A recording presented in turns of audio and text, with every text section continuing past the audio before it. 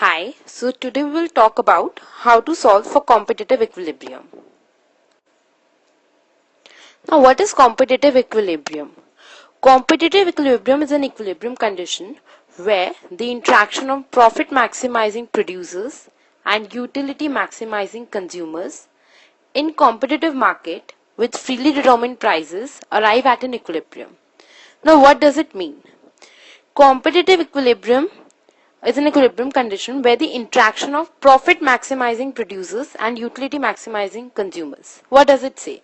We all know that producers will produce at a quantity that will maximize their profits, and consumers will also try to maximize their utilities.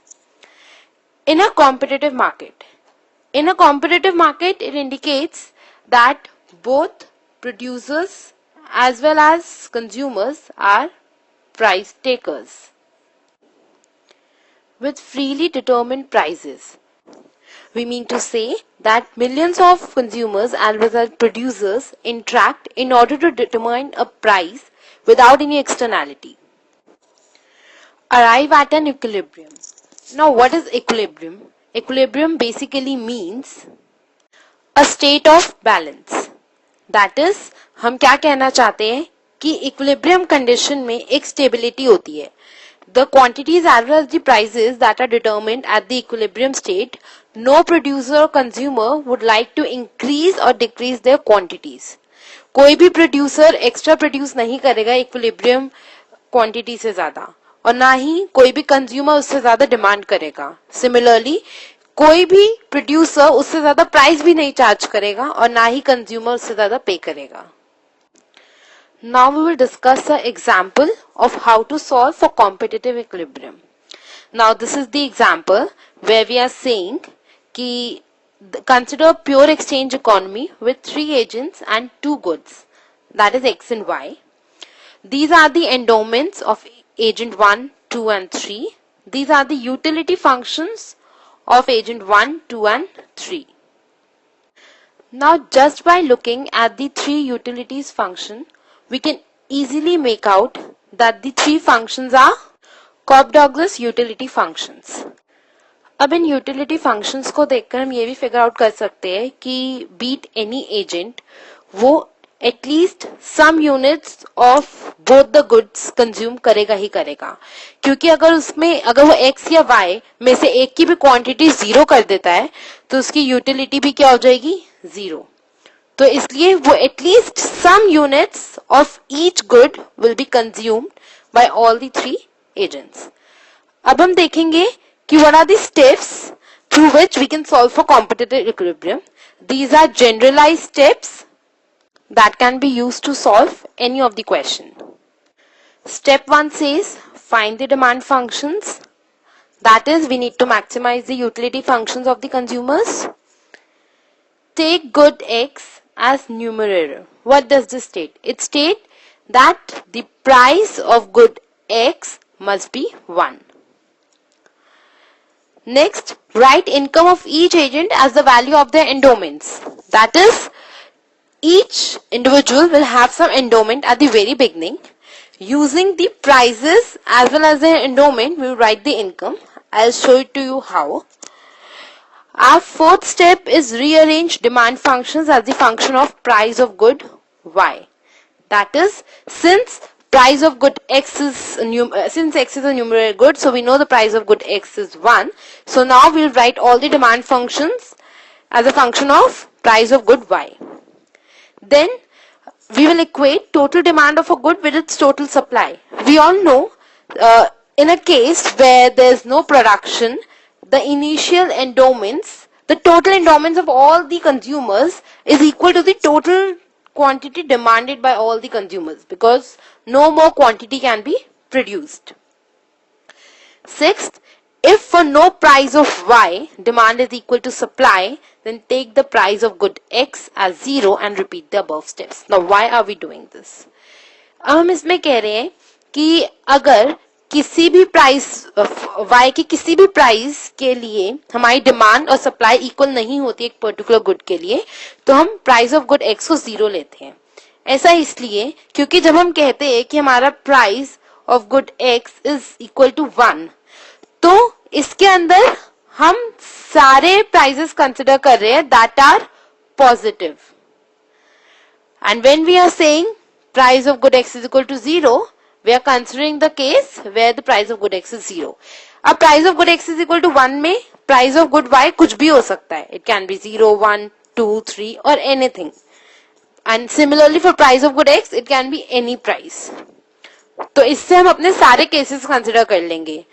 Price of x is equal to 1 से मतलब जहां पर हमारा price of x is greater than 0 and price of y can be anything. And in this case, price of x is equal to 0 and again our price of y can be anything. Basically, when we are doing this, why are we taking it to be a numerator good? We are taking it because everywhere we are considering the ratio of the two prices and we are not talking about the absolute prices of the goods. We are always talking about the ratio of the price of good x and the price of good y. In the similar ratio, according to these prices, our income will be determined. So it won't matter what the prices are because our income are also depending upon the price ratio. Now we will start working out the solution. Now let's start with agent 1. So as we know, our first step involves to find the demand function. First of all, the utility function for agent 1 is x into y. We can see it's a Cobb-Douglas function. So, how to find the demand function for it? Demand function can be found by equating MRS with price ratio. That is marginal utility of x upon marginal utility of y is equal to price of x upon price of y. Marginal utility of x is y and marginal utility of y is x, which is equal to px upon py. Now we will also take into consideration our budget constraint, that is px into x plus py into y is equal to m. So from here we know that px into x is equal to py into y. We will substitute it here in terms of py. So we can write, suppose that 2 py into y is equal to m. Therefore we can say that y is equal to m by 2 py. And when we will substitute this equation into this equation, we will find our x is equal to m upon 2 py, that is a y, into py upon this price. So we'll find it's equal to m upon 2 px. So this and this is our demand function. Now let's take out these demand functions. These are our two demand functions. Our next step states to take good x as a numerator good. That is, the price of x is equal to 1. And let us assume that price of y is equal to y. Our third step states that we need to write the incomes as a value of the endowments. Now let's see what was the initial endowment of agent 1, that is 02. So let us write the initial endowment is 02. So what will be the income for agent 1? M is equal to 0 into price of x plus 2 into price of y. So we can say it's 2 into py. This is the income of agent 1. So we know this, and now we can substitute this in our demand functions. So let's substitute there. So it's 2. So we can write it as like y is equal to m is 2 into py upon 2py, which states this implies that y is equal to 1. And similarly, we can say x is equal to 2 of py upon 2 of px. What do we know? That p of x is equal to 1. So we can say this implies x is equal to p of y. Now we can say that for agent 1, our y is equal to 1 and our x is equal to price of y. Now similarly, we will solve for agent 2. The utility function for agent 2 is x cube y. Again, it's a Cobb-Douglas function. So to find the utility, in order to maximize the utility, MRS is equal to price of x upon price of y. So our MRS will be 3x square for agent 2, y 2 upon x 2 ka cube.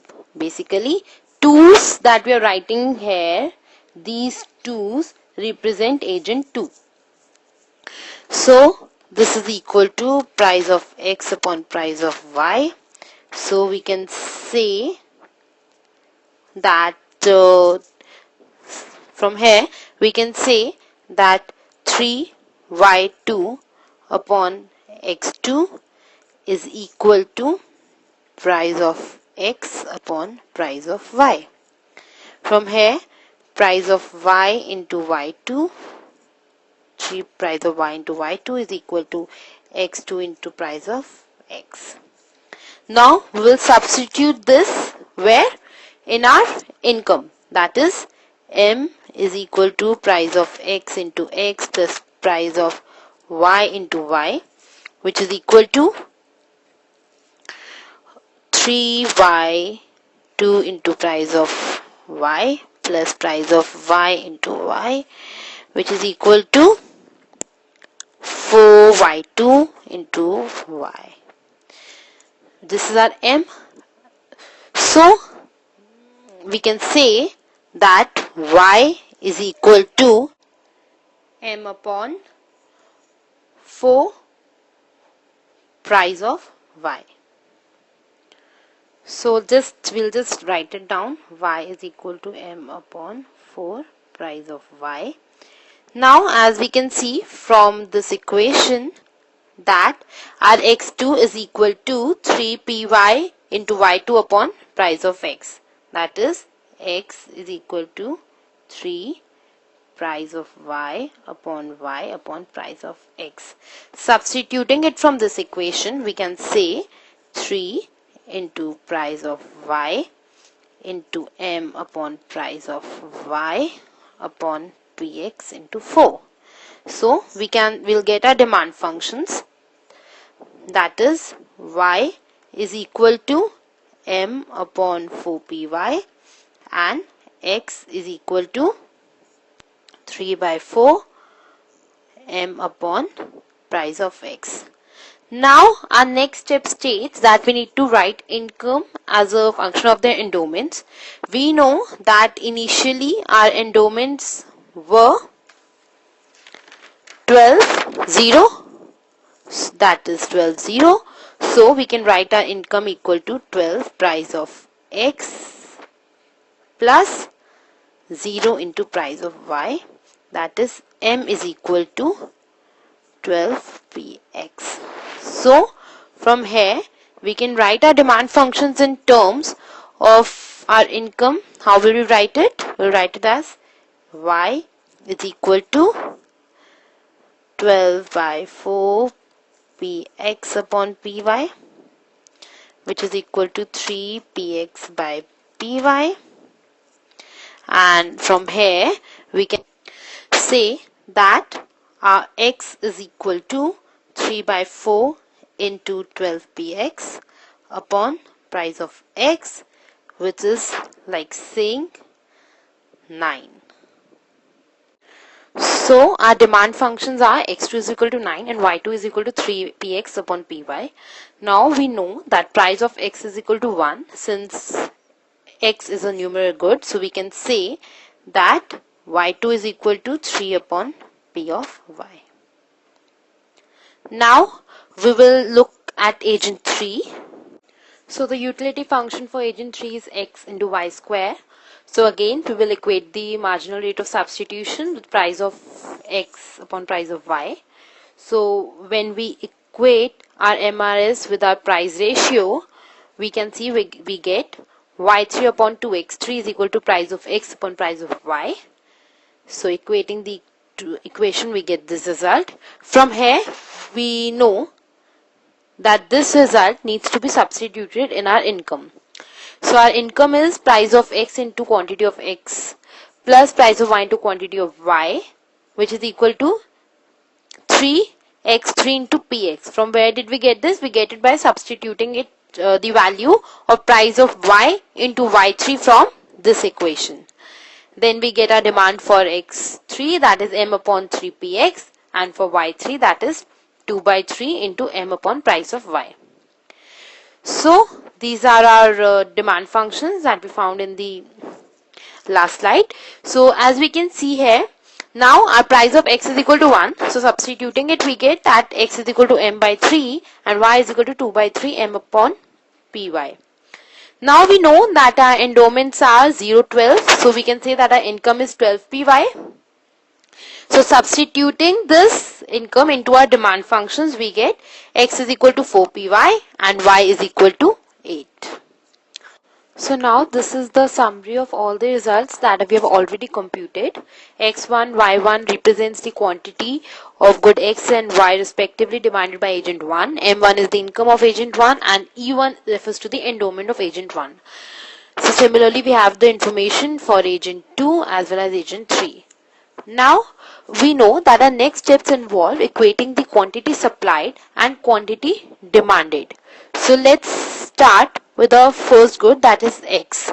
For x we know that our quantity supplied is equal to 0 plus 12 plus 0, which is equal to 12, and our quantity demanded is equal to price of y plus 9 plus 4 price of y. So from here we know that 5 price of y plus 9. So we know that our quantity supplied is equal to quantity demanded. This indicates that 12 is equal to 5 py plus 9.